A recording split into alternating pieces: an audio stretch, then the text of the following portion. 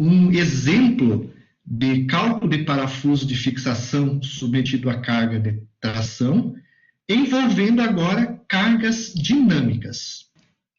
Neste exercício, nós já partimos então da definição inicial de algumas características do parafuso, e para carga que vai ser apresentada a seguir sobre o parafuso, nós temos o seguinte, ó, foi selecionado então, inicialmente, um parafuso de diâmetro 18, então ele corresponderia aproximadamente a um parafuso M18, e o passo dele, 2,5 milímetros, então. Esse parafuso M18, ele possui, então, este diâmetro de raiz, 14,528, e possui o diâmetro de flanco, né, 16,386. Esse parafuso que eu vou usar nesse problema tem um comprimento de 50 milímetros e a parte roscada corresponde a 25 milímetros e a parte da haste corresponde a 25 milímetros e a parte da rosca também 25 milímetros. Então, 25 mais 25 dá o L do parafuso. E já usando esses dois diâmetros aqui, nós calculamos então o AT, que representa a área de tração do parafuso. Tá? Calculado então por esta fórmula aqui. Ó. Então já foi calculado diretamente aqui o AT, e o cálculo que nós vamos fazer então para o carregamento de serviço está associado então ao parafuso M18. Então ele é a minha pré-seleção inicial para calcular o coeficiente de segurança dele. Esse parafuso em específico tem uma tensão de prova de 600, a tensão de escoamento 660, a resistência à tração SUT 900, tá? E 210 gigapascal é o E do parafuso, e os materiais que vão ser unidos têm uma rigidez de 206,8 gigapascal. Também há uma informação mais específica agora sobre os materiais que vão ser unidos. Tá? Nosso problema envolve agora uma carga de serviço dinâmica. Tá? Aqui também tem as informações da junta. Desculpe. Ó. A nossa junta tem um comprimento L de 45 milímetros e, como consequência das dimensões do parafuso e da rosca, esse L aqui, ó, que é o L do pré da rosca, LT, é 20 milímetros. A área da haste já foi calculada, é 254, então essa área aqui está associada a 254,46 milímetros quadrados, e a área da rosca, o AT vai ser 187,64 milímetros quadrados. Agora, a carga de serviço passa a ser uma carga flutuante de 0 a 9.000 newton. Tá? Então, o carregamento sobre o parafuso passa a ser uma carga dinâmica, tá? Onde varia de 0 a 9.000 newtons, do tipo, aqui é repetida, tá? Do tipo repetida. Vou corrigir aqui, ela é repetida. Então, vai ter esse comportamento aqui, ó. Certo? Então, a carga varia de 0, né, varia de 0 até 9.000 newtons. Esse patamar aqui é 9.000 newton, e o patamar aqui embaixo, então, é 0 newton. Sabemos agora, pelas cargas dinâmicas, que vai aparecer, então, aqui uma força média e uma força alternante, que vai ser influenciada pelos apertos da ligação. Vamos para frente, então, com relação ao problema. Preciso calcular a rigidez do parafuso. Então, aqui eu vou ser um pouquinho mais rápido aqui. Nós temos todas essas informações do slide anterior, e aí, usando essa fórmula, calculamos a constante elástica do parafuso, tá? Kp. Então, esse é o K do parafuso, associação em série entre a haste e entre a rosca, a primeira parcela é a rosca, e a segunda parcela, a haste do parafuso. Podemos, então, a partir daí, já ter esta relação aí. O K do parafuso, então, é esse. Quarta etapa. Rigidez da junta. Eu preciso saber qual que é o K dos materiais. Nós podemos, então, fazer por dois casos. Um caso é imaginando que eu estou unindo dois cilindros, ó. Esses aqui são dois cilindros que possuem um diâmetro de 25 milímetros. Estamos desconsiderando o efeito das bordas, pela teoria, né? Desconsiderando o efeito das bordas. E internamente existe um desenho, que é o desenho do parafuso, que é 18 milímetros, o diâmetro furo. Então, o primeiro caso, que calcula o coeficiente da junta, admite, então, o cálculo do diâmetro efetivo. Supõe, então, que nós estamos unindo dois cilindros de diâmetro externo 25 e diâmetro interno 18, que é o tamanho do parafuso. E a partir, então, do E do material e do diâmetro efetivo, D2 menos D sobre 4L, então, a partir dessa expressão aqui, nós podemos calcular, então, a constante elástica dos materiais. Neste caso, a constante elástica desses materiais aqui, pelo cálculo de rigidez pelo diâmetro efetivo, deu esse valor aqui, ó. 1,08 vezes 10 na 9 Newton por metro. Estes dois valores aqui. Primeiro cálculo, então. Mas nós podemos também utilizar o segundo método, que é o método de Wileman, né? Para calcular a rigidez na junta. Então, pelo método de Wileman, né, a constante dos materiais, ela é encontrada pelo diâmetro do parafuso, do orifício, pelo E dos materiais, pelo A, que é uma constante que depende do tipo de material que vai ser unido, tá? E pelo B, que é também um expoente, que depende também do material que vai ser utilizado. Os nossos materiais que estão sendo unidos nesse problema são o aço. Ó, então, para essa condição desse aço aqui, ó, certo? Observem que o A é 0,78, está aqui ele, e o B é 0,62, está aqui ele. Fechou? O nosso comprimento das peças é 45 milímetros. As duas peças juntas têm um comprimento de 45 milímetros.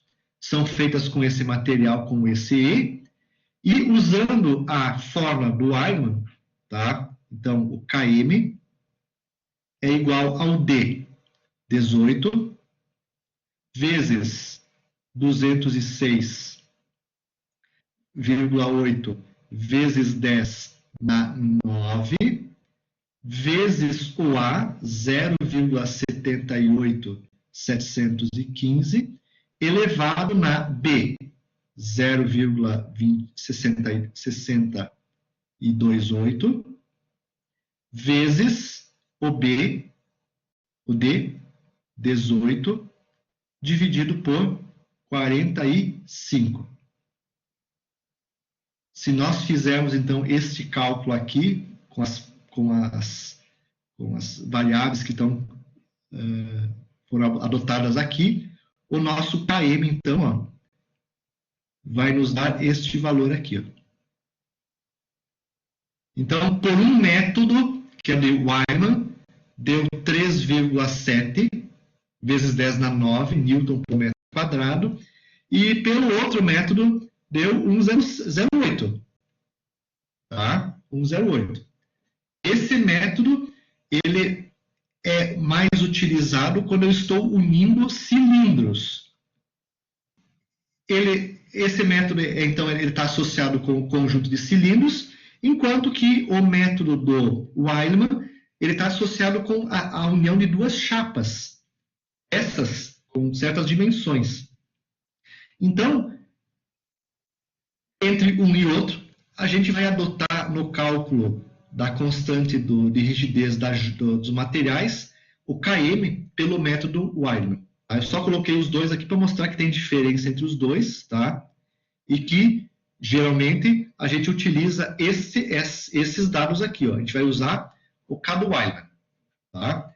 Então, o que vai vir pela frente, os cálculos da rigidez e assim por diante, que vão ser utilizados pela frente, vão estar associados, então, com o coeficiente de rigidez da junta, baseado no Wileman. Fechou? E aí, então, para a frente, vem o seguinte, fator de junta. Olha, nesse nosso problema agora, dividindo o Kp, nós estamos usando o Kp do parafuso e o Km de Wileman, tá? Então, o fator de junta agora é 0,21. Lembrando que nós temos aqui a inclinação da curva do parafuso e essa aqui é a inclinação da curva dos materiais. Tiramos o fator de junta. Podemos verificar qual é o melhor aperto possível. Agora, quando nós introduzirmos a carga dinâmica, nos nossos gráficos vai aparecer agora o fator de segurança dinâmico. Tá? Então, aqui, ó, só para colocar, esse fator aqui, ó, é o estático. No nosso caso, ele está aqui só para fazer uma avaliação, tá, pessoal? Mas como a carga é dinâmica, eu não vou usar esse fator para dimensionar. Esse em azul é o gráfico do dinâmico. E esse em vermelho é a separação da junta. É o de separação da junta. No nosso caso, como nós estamos com carga dinâmica, a gente vai calcular o azulzão, né, o azul forte, e o vermelho. Nós vamos usar esses dois aí. Tá? Então, assim, os cálculos que vêm para frente agora, se nós fizermos 100 vezes eles e colocarmos aí de 1 em 1% e fizermos esses gráficos, nós observamos que o fator em que o fator de pré-carga, o fator de segurança de separação da junta e o dinâmico é mais ou menos esse aqui, ó. Tá? Esse aqui, então, representa o fator de separação, que daqui a pouquinho já apresenta na sequência qual que é o valor. 39%. Então, esse fator ótimo vai ser 0,39%. Então, eu já tenho essa informação já calculada no meu programinha, na minha planilha eletrônica, e ela me disse ali o que, em função de tudo que está dado no problema, o fator ótimo de pré-carga é 39%. Aí eu garanto um coeficiente de segurança dinâmico e de separação igual o que seria o ideal. Tá? Mas então agora vem o seguinte, ó. Vamos usar esses 39% e como é que é então feito esses dois gráficos então agora, o dinâmico e da junta. Tá? Então, para fazer esses gráficos, nós vamos repetir os cálculos que vêm pela frente 100 vezes, até montar então, ter um gráfico para podermos tomar uma decisão. Tá? Bom, aqui eu coloquei só para efeito de cálculo, ó. Se nós usarmos 39% de pré-carga, só para você ter uma ideia, esse vai ser o N estático, o N separação e o N dinâmico. Ó. O separação e o dinâmico estão mais ou menos igual, que é o ideal. Então, se eu usar 40%, 39% de pré-carga, o N de separação e dinâmico vai ser mais ou menos 6,3 praticamente, né? 6,4, 6,3 vai ser o valor dos dois aí, tá? Ok? Mas essa informação ainda vem dos cálculos que estão pela frente, só para poder comparar. Usando fator ou percentual de pré-carga, então, de pré-carga de 40%, nós vamos então começar a fazer os cálculos.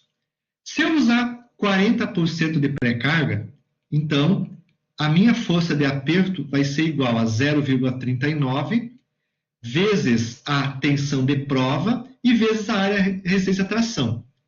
Essa tensão de prova, nós já temos ele calculado lá atrás, então só para aqui eu quis fazer um pouco mais rápido, tá? A tensão de prova é de 600 megapascal e o nosso AT 187. Então, se nós pegarmos, fizermos isso aqui, vezes 600, vezes 10 na 6 Newton por metro quadrado, vezes aproximadamente 0,000187, aliás, aqui tem 187, tá? Metros quadrados, isso aqui vai dar, então, que a força de pré-carga para 40% de pré-carga é de 43 mil newton, 44 mil newton aproximadamente. Se eu usar, então, essa força de pré-carga de 44 mil newton aproximadamente, de acordo com os fatores de mola da junta dos materiais do parafuso, se eu colocar a carga de serviço, que é 9 mil newton, e aqui aproximadamente 43.900 newtons. Como fator C, nós chegamos então que o P no parafuso vai ser de 1925, dos 9.000 newtons que eu estou aplicando de carga de serviço, 1925 vão ser passadas para o parafuso e 7.074 vão ser absorvidas pelos materiais, pela restauração dos materiais. Então, somando essas parcelas e subtraindo, eu tenho a força no parafuso e no material. A força no parafuso, a força axial no parafuso é a soma das duas cargas, do FI e do PP. E a força no material é a força de pré-carga menos o PM. Então, o material passa a ser comprimido com 36 mil newton e o parafuso passa a ser tracionado com 45.800 newton. Até aí, tudo normal, igual à estática. Tá? Aí vem, então, agora o cálculo da alternante e da média. A força alternante, então, que está aplicada sobre o parafuso, veja, é força sobre o parafuso, tá? Vai ser agora a força de FP menos a FI sobre 2. Dos 900 newton, que é uma carga, dos 9.000 newton, que é uma carga flutuante, a força sobre o parafuso passa a ser alternante 962. Veja que eu estou levando em conta a força no parafuso, 35.000 newtons, né? Voltando atrás aqui, ó, 45.000 newton, e a força de pré-carga.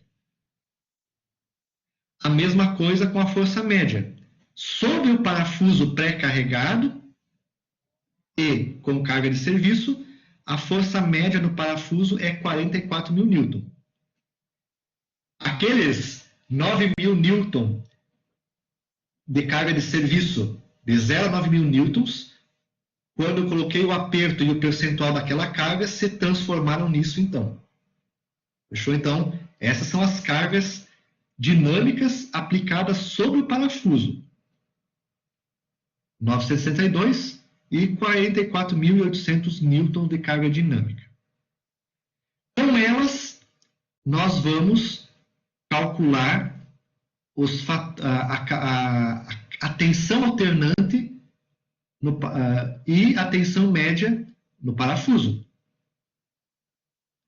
Então, agora, como a carga é dinâmica, nós temos que levar em consideração o fator de concentrações, a fadiga, para a rosca. Agora, nós temos que fazer o cálculo da tensão alternante e média. Para fazer o cálculo da tensão alternante e média, como é carga dinâmica, eu preciso dos fatores de concentração de tensões KF e do KF médio. Aqui embaixo, para carga média, eu preciso do KF médio. Então, nós temos aí no nosso e-book e também no livro do Norton, tem, em função de onde eu quero calcular a concentração de tensões, existem os fatores KF padronizados. No caso do início da rosca, o KF é em torno de 3, tá, pessoal? Tá? O fator de concentração de tensões na rosca do parafuso, que é igual, KF é igual ao médio, a gente usa, então, em torno de 3. Isso aqui está tabelado no nosso e-book, ou então lá no livro do Norton tem uma tabelinha que mostra esse fator aqui. E aí, então, a força alternante, a tensão alternante é a força alternante que nós calculamos anteriormente, dividido pela área AT. A área resistente, então, a área de resistência do parafuso. No caso da tensão média, é a força média sobre o AT. Tudo isso já está calculado anteriormente. Como consequência, resulta que a carga alternante vai ser de 15 megapascal aproximadamente, e a tensão média sobre o parafuso, 717,3 megapascal. Tudo isso levando em consideração a pré-carga e a força no parafuso. Bom, também temos o método, então, sugerido pelo Norton. Ele também propõe calcular uma tensão de pré-carga. Essa tensão de pré-carga é como se fosse uma tensão associada ao carregamento, a parte média da força. Ele leva em consideração o KF médio, que também é 3, né? É igual ao de antes, e leva em consideração a força de aperto sobre o AT, área resistente do parafuso. Então, fazendo esse cálculo com as devidas variáveis, isso resulta em 702 megapascal. Agora, para calcular o coeficiente de segurança, eu preciso determinar agora a resistência à fadiga do parafuso. Vejam que a minha peça já é um parafuso. A peça é parafuso. É um parafuso. Então, eu preciso calcular a tensão de resistência do parafuso. Ele é um aço, então, de acordo com o capítulo de solicitações dinâmicas, a gente sabe que por uma vida infinita, o SL, o limite de resistência à fadiga do material, é 0,5 do SUT. Como no problema inicial foi dado o SUT, que é 900 megapascal, né? 900 megapascal, a tensão de resistência à fadiga do aço é 450, do material aço. Temos que transformar a resistência do material em resistência de parafuso. Esse é parafuso, esse é peça. Para isso, nós multiplicamos com C carga, C tamanho, superfície, temperatura e confiabilidade. O nosso projeto do parafuso, está prevendo o uso de carga de tração, carga axial. A força é axial. Se a força é axial, se a carga é axial, o fator C carga é 0,7. Lá das tabelas do capítulo de solicitações dinâmicas. Como eu não sei inicialmente o projeto parafuso, até saberia, no primeiro momento eu vou usar o C tamanho igual a 1. Se a superfície é usinado, é laminado, né? Parafuso é laminado, aproximadamente 0,76. Temperatura e funcionamento não foi dada, vamos admitir 1. Confiabilidade, aqui foi dado um certo valor de confiabilidade, e agora não lembro qual que é o valor, teria que olhar na tabelinha, mas foi dado uma confiabilidade que representa um fator, então, de 0,81. É só olhar na tabelinha o que é o 0,81, nós temos o percentual, então, de confiabilidade. Multiplicando tudo isso junto com os 450 aqui, megapascal, chegamos que o limite de resistência à fadiga para a peça, que é parafuso, é de 193 megapascal. Então, posso usar agora uma teoria, né? Aqui no caso, possivelmente a teoria que é usada é a de Goodman, tá? Nessa solução. O Norton apresenta, o Norton, de acordo com a teoria de Goodman, ele apresenta essa fórmula aqui, ó, para calcular o coeficiente de segurança dinâmico. Pelo por Goodman. Ele leva em consideração a resistência dinâmica da peça, o SUT do material, a tensão de pré-carga, novamente o SE, a tensão média no parafuso menos a pré-carga, mais a tensão SE vezes a tensão alternante no parafuso. Todas essas informações nós já calculamos anteriormente. Então, nos dá um fator dinâmico para esta condição de 6,3. Tá? Quando eu aplicar 39% de pré-carga, o meu coeficiente de segurança dinâmico é 6,43. Tá? Por Goodman. Então, dinâmico baseado em Goodman. Vale a pena colocar ainda o subíndice Goodman para não esquecermos que é por Goodman. Podemos também calcular o fator de segurança, a tensão máxima de tração no parafuso, tá? Que permite calcular a carga estática. Só que no nosso caso é só por fator comparativo, né? Se o nosso 9.000 fosse uma carga estática, eu teria um coeficiente de segurança de 2,7, mas não é, tá? É dinâmico. Então, para o nosso caso, não tem uma importância muito grande isso. É só para fazer um efeito de cálculo, tá? Só para fazer o efeito de cálculo. Então, ele não é importante para nós, porque o problema é dinâmico. Carga para separar a junta. Então, para separar a junta, eu preciso de 55.000 newton, força de separação da junta. Se nós dividirmos os 55.000 newton pela carga de serviço, nos dá um N de separação de 6,21, que é quase igual ao N de Goodman. Porque isso aqui para um percentual, novamente, de força de pré-carga de 39%. Então, deu igual porque a gente já otimizou no começo e usou os dois valores aqui, 39%. Tá? Então, esse é o coeficiente de separação da junta, então. Tá? Então, assim, aquele gráfico inicial,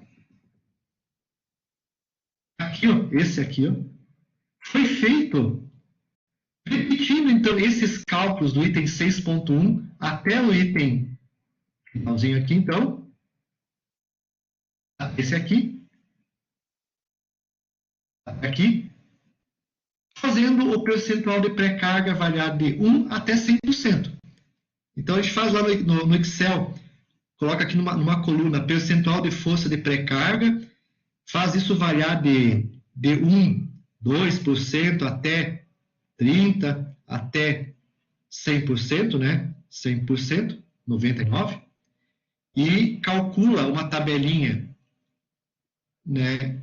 Calcula aqui o fator, numa tabelinha você calcula o N de segurança por Goodman, coloca dentro dessa célula aqui, ó, você coloca toda a fórmula de Goodman, multiplicando com todos os fatores.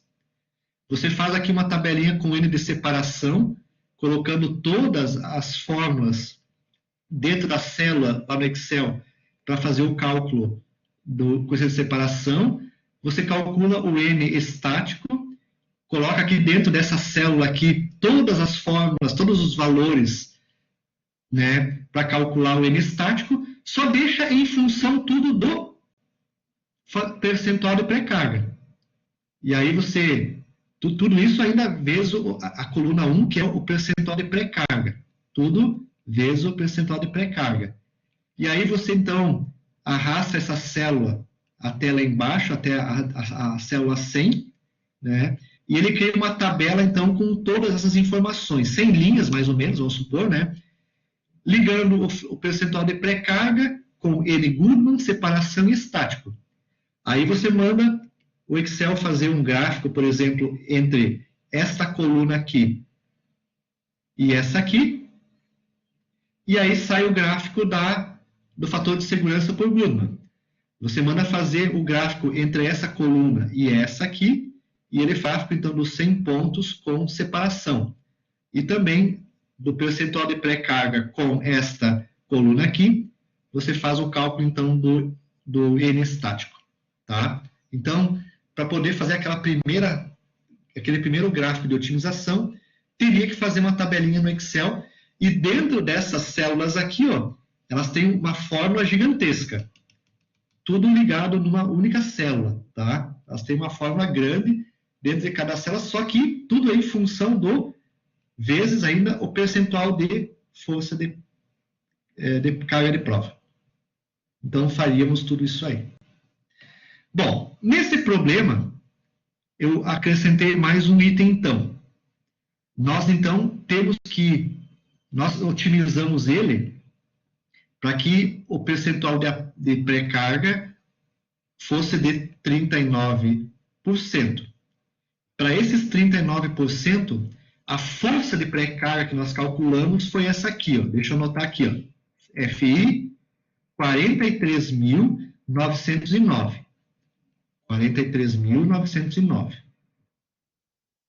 Então, a força de aperto é igual a 43.909 newton, aproximadamente. O item que vem pela frente é o seguinte: qual é o torque que eu tenho que dar no torquímetro para poder gerar essa força de aperto de 43.909? Qual é o torque que eu preciso para garantir 43.909 newton? A força de aperto é 43.909 newton. Qual é o torque de aperto que eu preciso dar para transformar torque em newton, né? Ou então, para transformar o newton em uma unidade que eu possa medir, que é o torque, na chave. Então, a gente vai fazer o seguinte: a gente vai usar essa fórmula aqui para calcular o torque de aperto, que leva em consideração aqui, ó, os 43.909, que é a força de pré-carga, vezes o KI vezes o diâmetro. KI é o fator do coeficiente de torque. Esse KI, então, que é o coeficiente de torque, para os parafusos de maneira geral, está entre 0,21 até 0,22. Se vocês precisam fazer um cálculo rápido e não tem calculadora na hora, adotem o valor 0,21, que não vai ter muito erro, tá? 0,21. Agora, se vocês podem calcular, então, no projeto, o KI, então, ele depende dessa fórmula. O que é? É o coeficiente de atrito entre rosca de parafuso e de porca, leva em consideração, né, o ângulo de hélice do parafuso, leva em consideração o fator do ângulo de flancos do parafuso, que é 60 graus, o nosso ângulo de flancos, tá? E leva em consideração o μc, que é o atrito entre a cabeça do parafuso e a peça que vai ser apertada, ou entre a porca e a peça que vai ser apertada, é o μc. Como o parafuso é aço e as peças são de aço, tanto o Mi como o MIC são iguais. Aço-aço, coeficiente de atrito 0,15. Nosso parafuso é 60 graus de ângulo de flancos. Então, o ângulo de hélice, passo dividido 2,5, acho que era, né? Dividido por πd, vai nos dar, então, desculpe, o ângulo de flancos da nossa rosca é 60 graus. Para calcular o lambda, que é o ângulo de hélice, é somente o passo sobre πd. O nosso passo é 2,5, π vezes diâmetro, que é 18 milímetros, não estou enganado, nos dá o ângulo de hélice do parafuso. Colocando as informações aqui, ó, o ângulo, o KI, fator coeficiente de torque, é 0,2212. Tá? E aí, então, está entre 0,21 e 0,22. Se a gente usar o 0,21, não vai ter muito erro. Não vai dar muito erro. Se nós pegarmos, então, esse KI, 0,22, e multiplicarmos pelo diâmetro, se não estou enganado, é 18 milímetros, 0,018 metro, eu calculo qual que é o torque de aperto. 174,90 Nm, ou seja, aproximadamente 18 kg força metro. Eu falei por metro antes, aqui é vezes, né? É Newton metro. Então, nós temos que colocar lá no torquímetro 18 kg força metro. Os mais antigos têm a escala em quilograma, e os mais novos, os torquímetros mais novos, então tem com a escala em Newton. Dependendo da escala do torquímetro, a gente usa 18 ou 174. Então, isso quer dizer que, para aquela peça, para aquele parafuso, naquela condição de peça, eu preciso dar um torque na chave de 18 para gerar uma força de aperto de 43.900, que vai me dar um coeficiente de segurança quando a carga de serviço for aplicada de 0 a 9.000 Newton, de aproximadamente 6,21. Então, essa é a lógica por trás, então, desse cálculo dos parafusos de fixação submetidos, então, a cargas dinâmicas, tá? Também, pessoal, esta vai ser a lógica que vocês vão estar utilizando, né, no cálculo de vocês. Isso é o guia, é o guia para vocês seguirem, para fazerem os cálculos dos parafusos de vocês, tá?